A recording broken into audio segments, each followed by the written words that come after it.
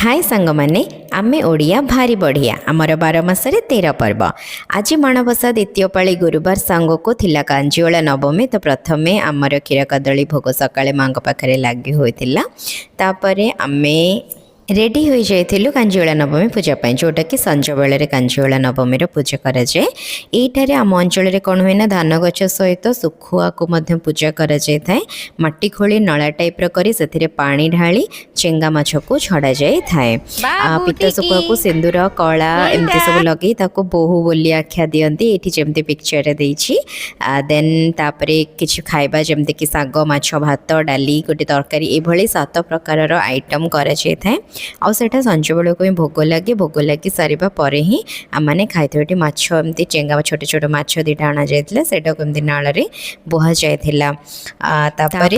जो धान गछ सजा जा सुखुआ को बंदापना कर मुंडिया मारी पूजा शेष होता जहाँ भी भोग लगी आम संध्या बेले ही भोगटी को खाई आम अंचल तो यहीपरि भाव में कांजीवला नवमी पालन हुए। आपण मान अंचल केमती पालन हुए दयाकोरी जनइबे। Thank you, bye bye.